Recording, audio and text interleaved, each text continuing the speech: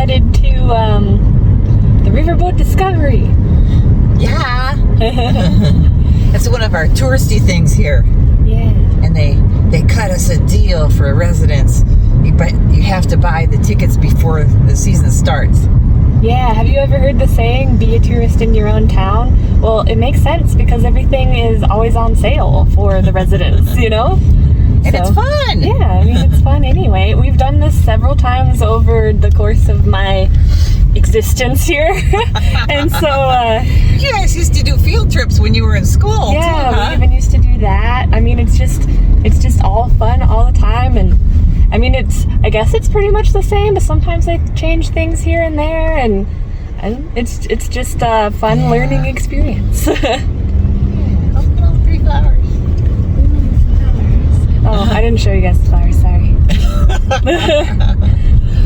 But the little bean, she tore up my flowers already. She's like, nope, they're done. So, oh, well.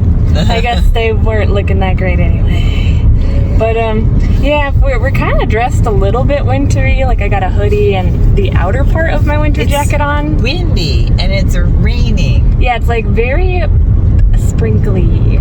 And so we got, you know, some headbands on to keep our ears warm, and I put some rain boots on today. The ears got cold yesterday with the wind. It was really windy. The wind makes it way colder. And we're not used to wind here. Like, we do get wind, but like not often. So when it is windy, it feels really cold. Yeah, we're kind of sheltered in a valley here. Yeah.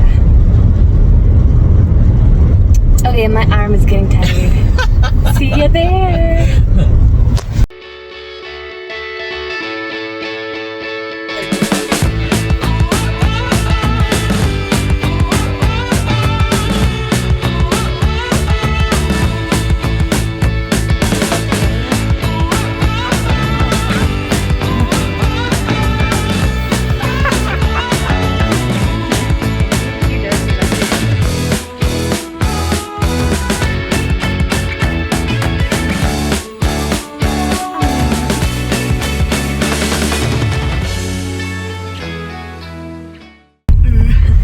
Here we are, time traveling.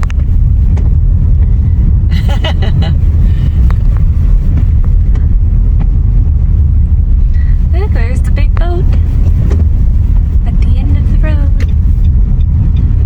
This road's pretty bumpy back here.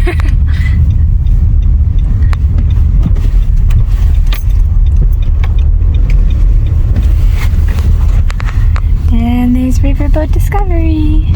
Look, we were just talking about people renting U-Hauls. That's ironic. Yeah, there's another one. Oh. All right, so we're parked and we're gonna go. Oh, okay, mom's straightening out. Well, we're gonna go in that building in a little bit. I think it's pretty cool how they tried to, you know, replicate old-fashioned buildings on the outside. So it looks like 3 different like shops, but it's just one big building. Getting rained on. I'm also getting rained on. Ooh, look at her nice hair. Pioneer Hotel.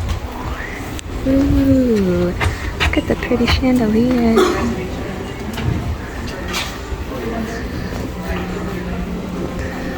Ooh, I like these shirts. Really bright.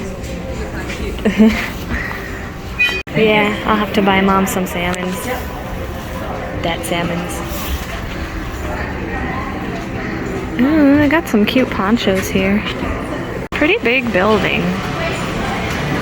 Big ceiling. Lots of gifty shop stuff. And some cool kind of Alaska themed things. Wow, it's really warm in here. I think the things on the ceiling are heaters. Chocolate. I mean, that's what it is. Oh, look, they have Woodville Company stuff here. Just a little bit of everything. Oh, I wonder what kind of stuff they have at their little cafe. Is it just ice cream?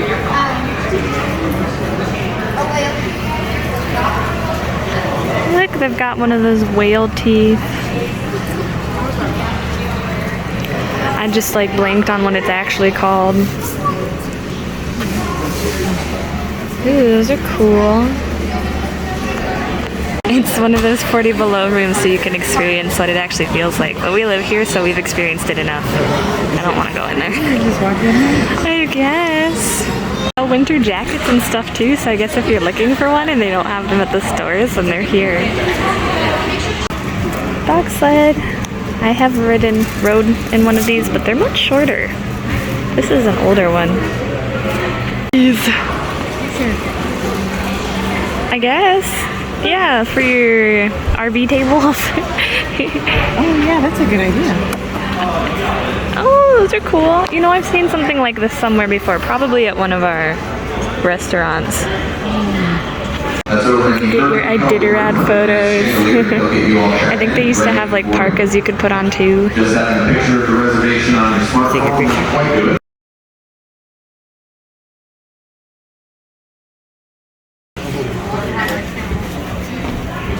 Everyone's kind of waiting out there, watching the boat.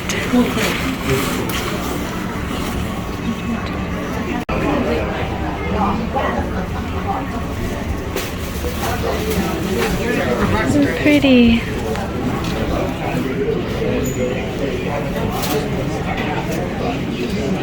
Running away from me.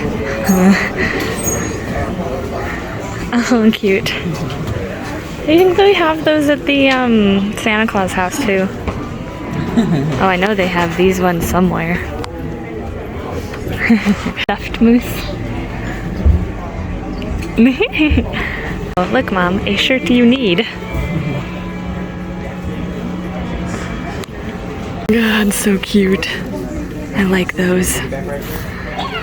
Of course, we've got to show some of the gold stuff. I mean, look at that.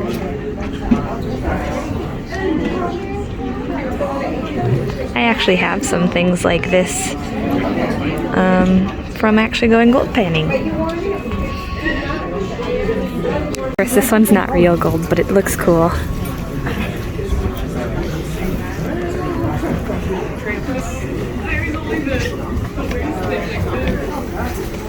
So we had to get the birch brittle ice cream. And it just kind of looks like vanilla, but it does have like a mapley type of flavor. Yeah.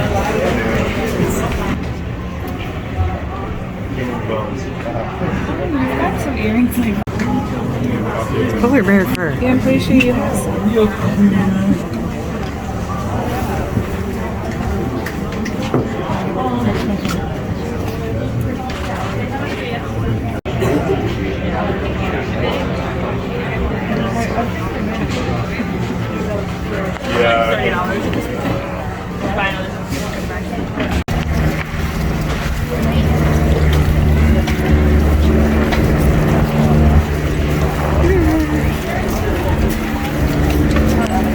It's a big boat.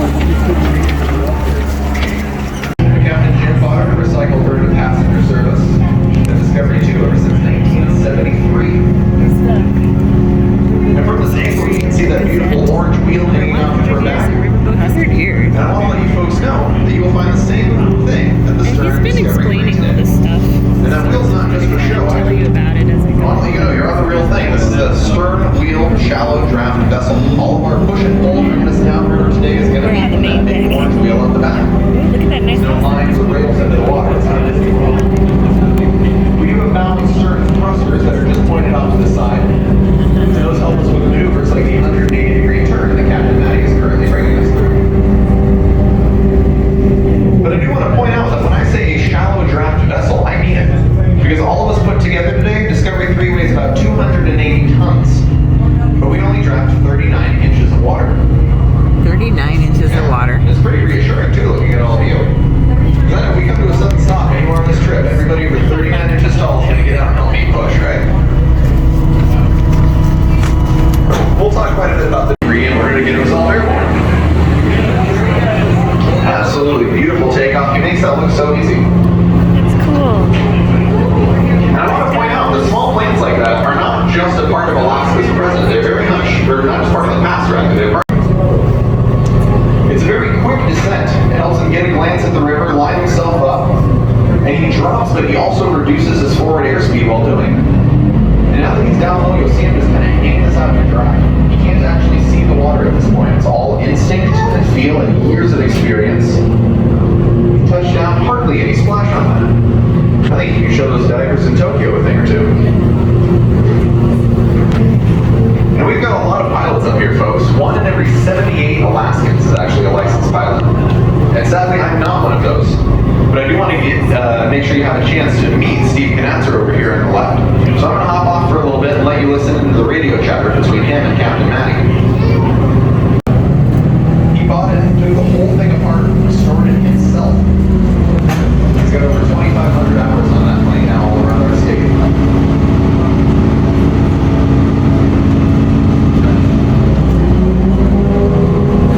Summer of 1950. Him and his wife Mary started this right out of their backyard. They used a little boat called the Godspeed. But coming up to our right is what they expanded to, because the Godspeed barely fit 24 people on board. And they quickly outgrew it. They built Discovery 1 right out of their backyard. Big drive, Cabin made entirely by hand. Yeah. Only tool. He cut down the trees and everything by himself. Wow. But then his brother moved right out of the deck. Oh, we love those hot tubs, let me tell you.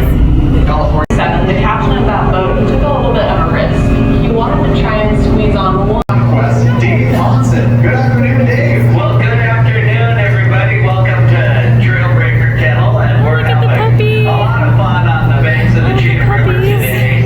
We get to play with puppies, and just like you guys this morning, that makes every day a great day. By the time they can run around a little bit, they already know us, they trust us, and they want to follow us on adventures, which gives us a perfect opportunity to help them develop their self-confidence. And we do it, as you saw there, by asking them to overcome obstacles. Now today, one of the things that Jekyll is probably going to ask them to do is make it across these logs. Well, as you can see, that little round one there is not too easy for him. And now if he can't make it, now she'll give him a boost. But when he does make it, he gets lots and lots of praises on the other side. And most importantly, are they keying off everything the older dogs do? Because when we're out on the trail, you know, there's a lot of things up there. There are a lot of subtleties that help us make it safely around those corners and down the trail. There should be a lot of things they have to know to do that. The older dogs will teach them. But the final thing we want to see is something that neither we can teach them or the older dogs. What we want to see is the instinct to pull that comes from deep within each one of these dogs.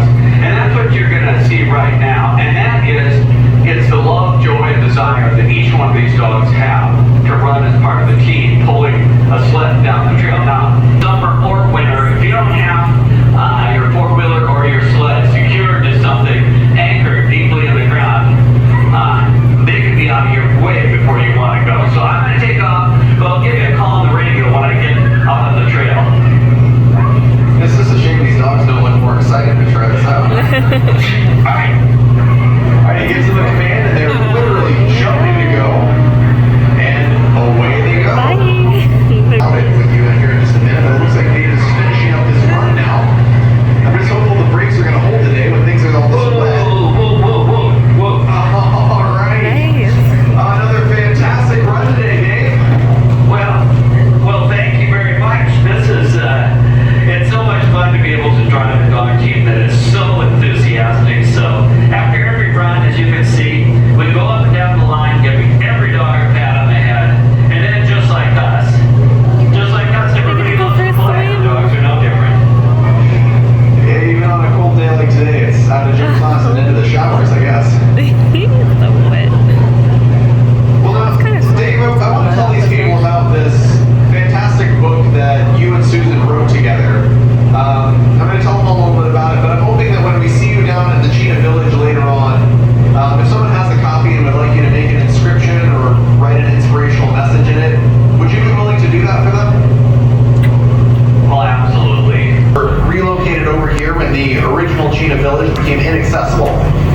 And also ahead of us on shore over there is Hannah at our fish camp with the catch of the day. Good afternoon, Hannah. Well, hello everyone. Here I have a chum salmon, and when you folks turn around and come back upriver, I'll show you how I prepare this for our dogs, and I'll tell you a little bit about fish camp life. We're excited to learn about it, Hannah. Thank you. Yeah, up to our right. Wasn't that a coincidence? No, we knew that they were going to be there. These are friends of Look, ours. they're eating the branches they left out for So them. as we get a bit closer, ladies and gentlemen, I'd like to introduce you all to Rangerfur tyrannus.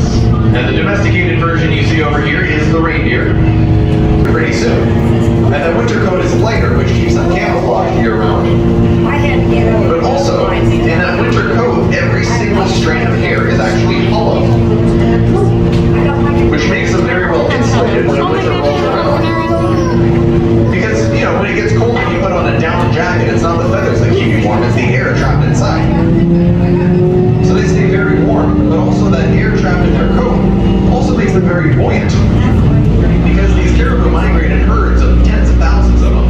And eventually they'll come across some of those 3 million lakes and rivers I was telling you about earlier.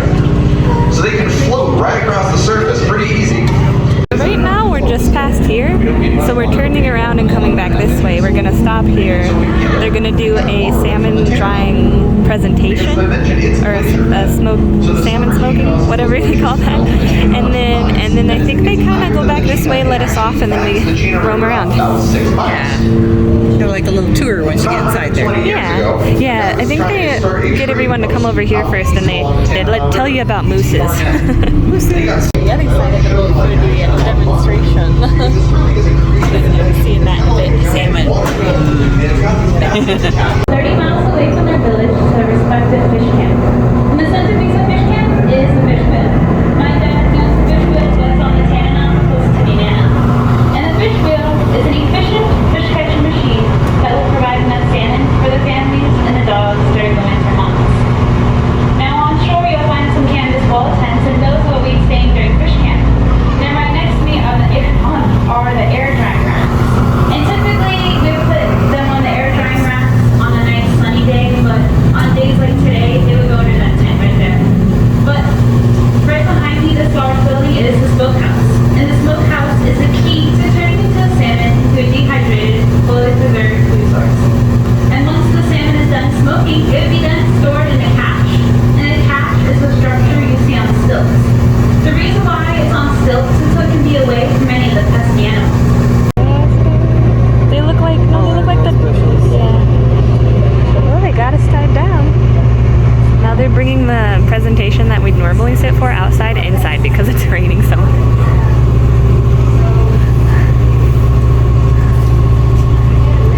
So we'll probably have to watch that part on the TVs here because I think they're gonna go to the upper decks. Yeah, I forgot they had a gift shop on the second deck.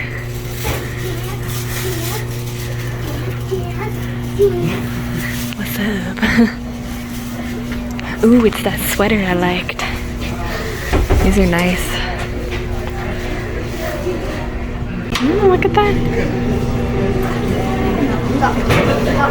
Fancy company, so that's downtown. Oh.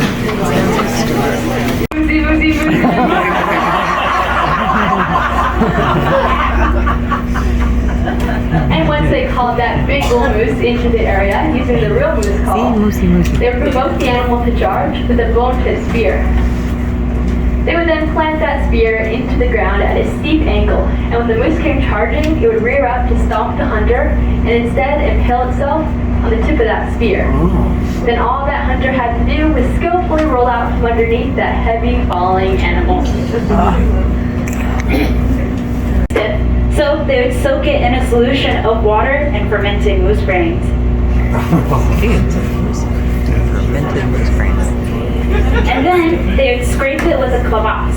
And the clavas is much like the Eskimo ulu, but this one has a serrated edge. Then after weeks and weeks of soaking, scraping, and wringing out that rawhide, it left her with a soft piece of material like this. Yes, this is a ceremonial cheese coat. It's made in the same way in the tan moose hide process that I just explained to you. It is trimmed with beaver fur, and the designs, they have symbolic meanings. But after Western culture, we traded furs for beads, and like I said, we became known for our intricate and beautiful beadwork designs. But I'm going to ask you to turn around, please. Thank you. So, the flowers, these represent tracks, and she would sew these on in hopes of bringing her man good luck on his truck line. The bigger blue flower represents the timber wolf, the smaller blue flower, the lynx, and these two small white flowers, the rabbit. And then the white line you see going across here is our state bird, the willow ptarmigan. But now you're gonna turn around again for us. Thank you. The hat is made out of all beaver fur, and the buttons are cross sections of a moose antler. Thank you so much.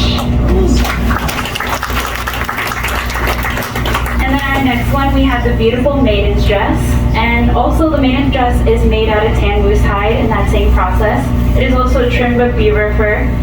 And here, right here, is a baby strap. She would typically have this on her back, and a toddler would be carrying on piggyback style. And then the buttons on this one are cross sections of a caribou antler. And on the maiden's dress, she would sew flowers on that are typically found in her village. Here's the bluebell. And then here is our state flower, the forget-me-not. And then the gloves, they're also made out of tan moose hide and beaver fur. So thank you so much.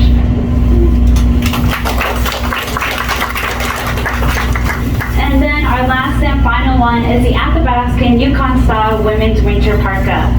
It is all traditional except for that zipper going down the middle. We just have that there so you can get in and out of the parka quickly on the hot summer months.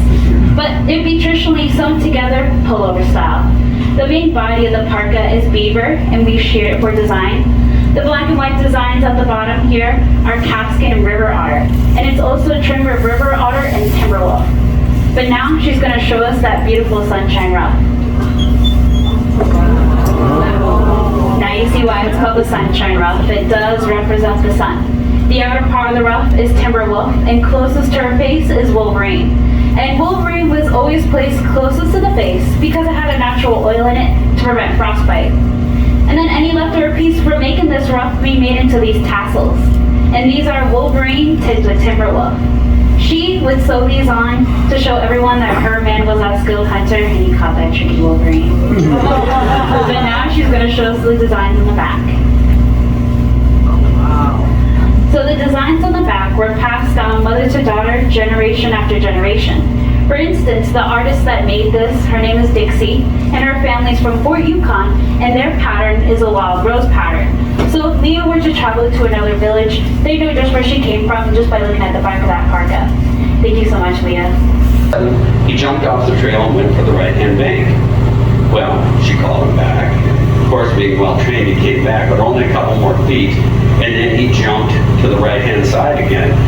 And she figured out, well, he must be telling her something important. So what happened is she let Granite take the whole team over to the right-hand bank, and just as the sled got there, the entire river collapsed into the running water. I mean, they would have been swept away if it wasn't for Granite's instinct. So you can see it's not only their trust in our care and guidance, but it's also our trust in their instinct abilities that'll get us safely down the trail to the finish line. They gave us umbrellas to walk around with outside, so that's pretty cool. They just have like buckets of them.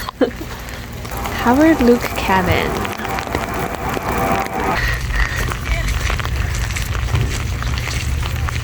Super cool cabin.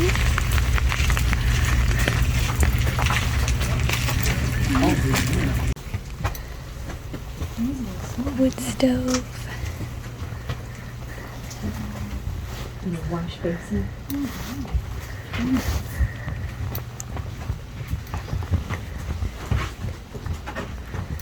Little workbench. Kitchen. Nice and clean in here. Yeah. Oh, that's okay. Chopping wood.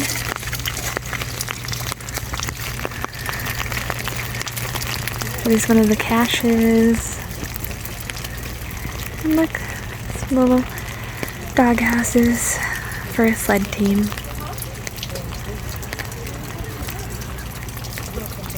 House again. The opening's on the other side.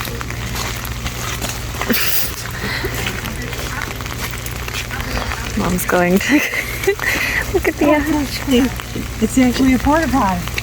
Oh, they just have like a little covering for it. That's fun. So it's looking at the hides. Oh, there's a moose over there. Oh, we gotta go see the moose.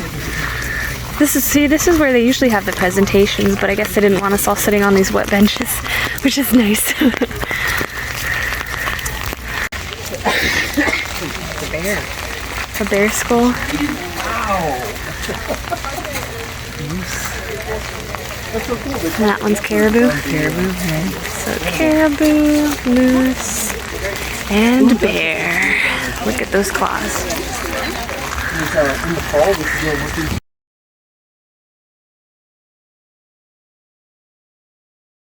Look, he's got his own tent.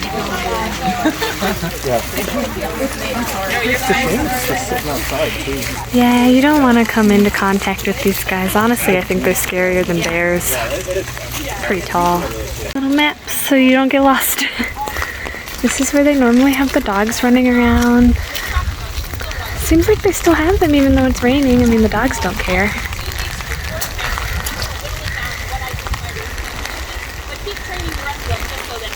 Look at all the umbrellas. Doggy doggies. Getting wet.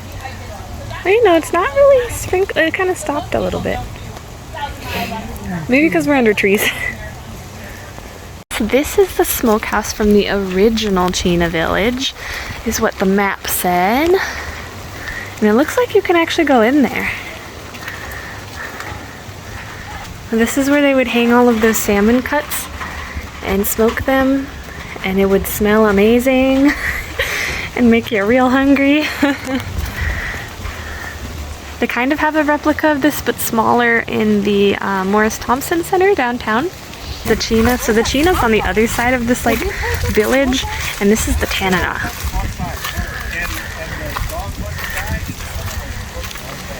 And yeah, like you said, it's like a lighter color, it's more silty. It's the largest glacial river in the world. Bet you that feels cold. Look at the garden. This is probably what Mom aspires to. We want something like this in our yard one day. That would be nice. Can you join this cabin while we're here? Sure, what does it say? Chena Village, Alaska? Oh, okay. What a store would look like. Ooh, it's actually warm in here. I want to stay closed. Ooh, a beaver pelt.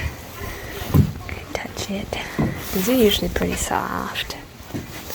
Boy pilot bread. I ate a lot of that growing up. I have a lot of those. Ooh, and olives. Yum. I love olives. Comet, you guys. I used to use Comet all the time. You guys probably don't even know what it is. It looks familiar. Pretty sure we had Prince towels. Albert in a can. We have towels that look like those. Everybody used to joke about this stuff. Prince Albert in a can? What is it? It's tobacco. Oh, But everybody used to say, "Oh, you got Prince Albert in a can. Let him out." oh no. I go in this cabin now. The bear pelt on the outside almost looks like a polar bear just because of how light it is.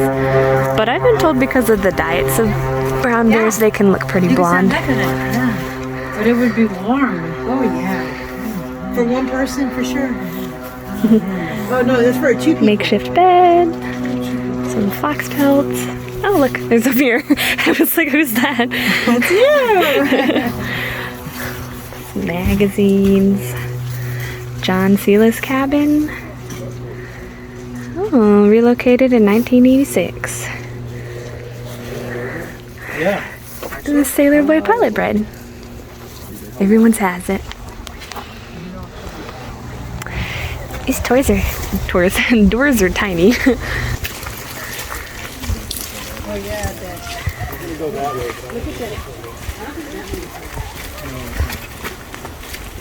Oh, this one kind of looks like the one they have in the Morris Thompson Center. There you go. You gotta get that thing though. Yeah, I'm gonna. I think I found those in our yard before. Mushrooms everywhere. Try to pick those too so the dogs don't eat them.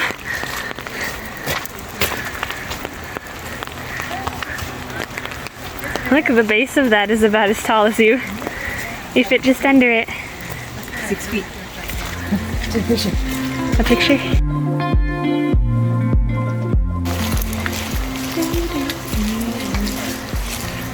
All the different pelts. Let me see.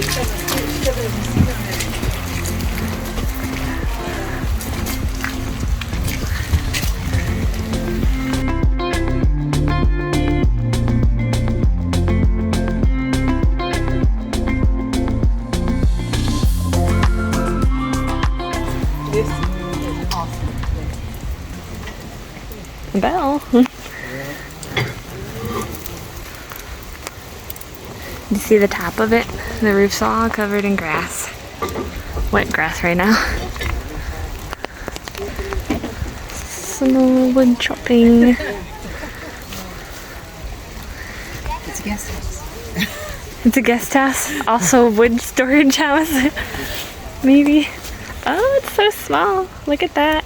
There's a little kitchen on the other side. Oh, really? Here, Wait. Yeah, let me go in there. Here you go. Glean, I fit in here perfectly. Oh, look, there is. It's like a little table and a plate. Looks like it's covered in some cobwebs right now. Still pretty cool. Some pots and pans. Heat up your food on top of the wood stove. No, just a stove outside. Okay, we're going towards the reindeer because we just came from this area-ish, so we're going that way.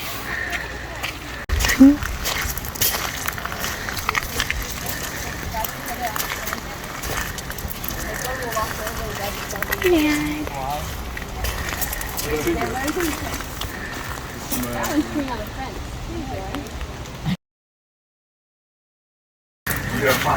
Heading back to the boat.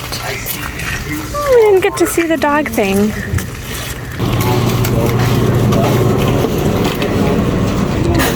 Going around.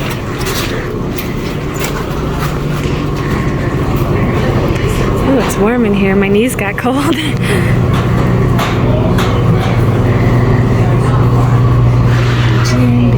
Probably getting hot drinks. We're in line for hot chocolate. We got regular hot dogs, reindeer hot dogs, hot chocolate, water, chips, all sorts of stuff. The girl that was the girl that was up there earlier actually said she recognized us because she works at Mocha Moose, and I was like, oh my gosh, I'm always showing Mom their Instagram posts because I'm always getting something different. Everything they make is so good. Mom's having me go to the top deck so I can get a video.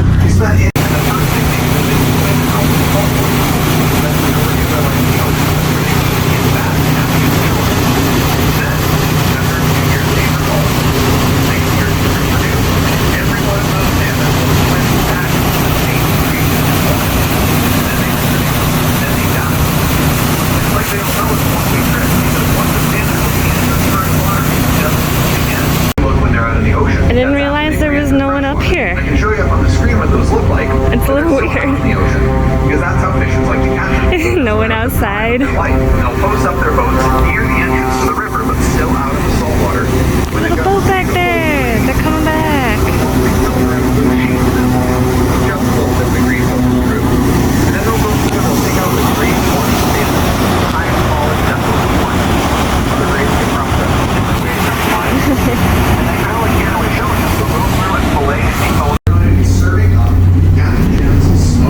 That's why no one's on the top deck, because they said on the bottom 3 decks is where they'll be serving the smoked salmon. Oh, hey, just in time. We didn't know they had relish, ketchup, and mustard earlier. We just ate hot dogs with cheese. It was good though. So we got apple cider. And we're back.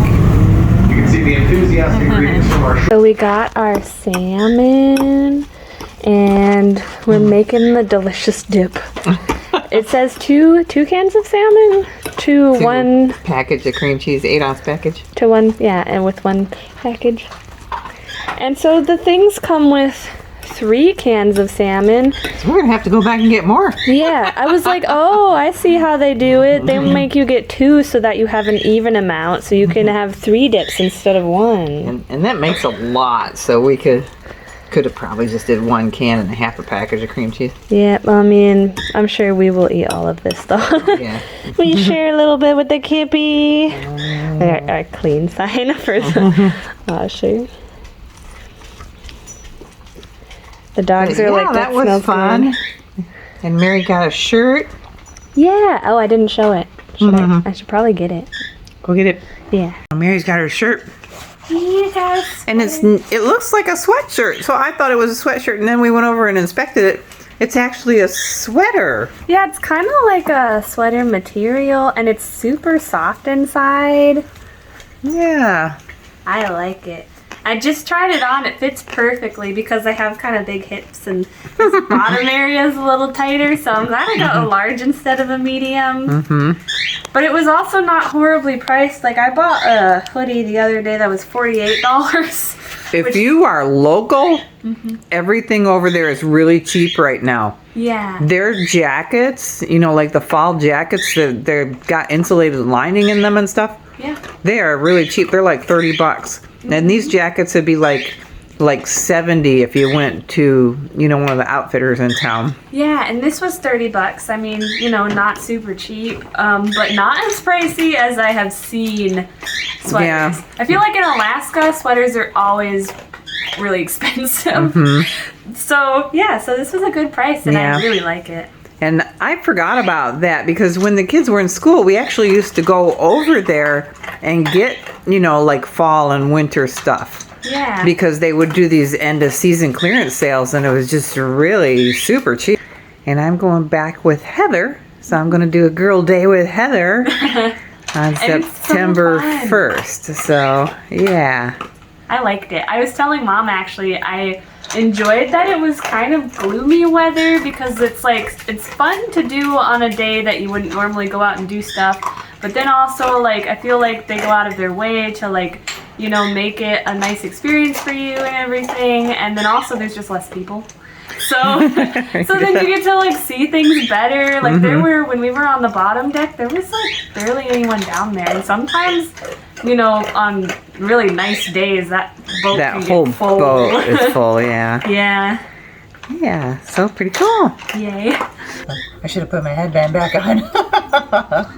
Because I had it pasting my bangs down. Oh, it's recording. Yeah. I didn't realize it was recording. I thought you were just telling me. Me? Yeah. Got snacks. So we got some rye crackers, light rye crackers.